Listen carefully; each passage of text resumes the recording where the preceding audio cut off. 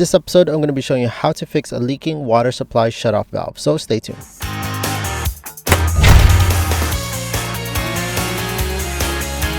This water supply shutoff valve is located underneath the bathroom sink and it is both leaking on the cold and hot side. Warning, you do need to shut off the main water source from your home before attempting this project.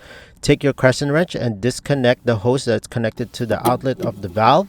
And you're going to be using a crescent wrench as well to disconnect the collar portion of the valve, which is on the back, to loosen it. Now this is a compression valve fitting.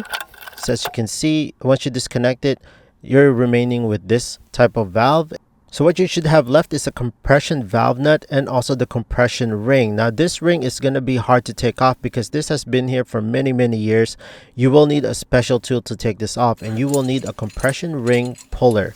Now this compression ring puller is a very useful one. I like this one because it has these claws.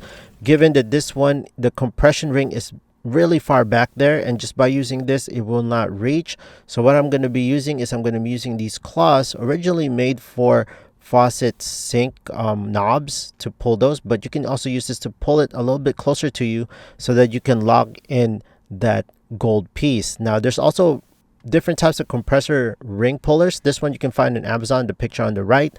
Those are the ones that you can use, but this one I really like, and I'll leave both links on the description down below if you're interested on this version, and also the one on the Amazon version as well. Now once you have that ring, just take off the ring stuck to that nut and then just pound it. You shouldn't be using your hands, but I did, so just use a little rubber mallet or something to take that ring out. Now I'm using some emery cloth to remove all the sediments, all the gunk that's been left onto that copper pipe. Again, you can use also any type of sandpaper to do this. When you buy a new compression shutoff valve, it should have came with a compression ring like this one, and when you take off that nut and place the compression ring right over that copper pipe, it's going to be loose. So I'm going to be putting this pipe thread sealant.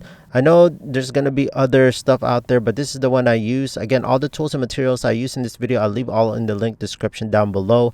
I put some around the ferrule ring, or what you can say the compression ring.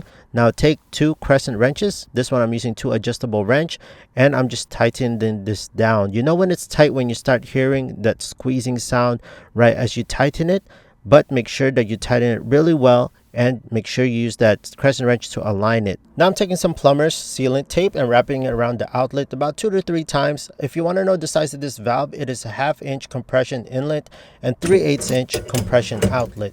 Now I'm going to reattach the hose back with my crescent wrench. Make sure it's nice and tight. Now I'm taking the other end of the hose and attaching it to the faucet. Now that everything is attached, make sure you turn on the main water supply in your home, and then you can finally turn on this shutoff valve into the on position. What's great about this compression shutoff valve is that it is a quarter turn to turn it on, and now that that's running, you can turn on the handle for the hot and the cold. Make sure you leave the hot side open, running for a little bit, because the hot side is notorious for the one that is starting to leak.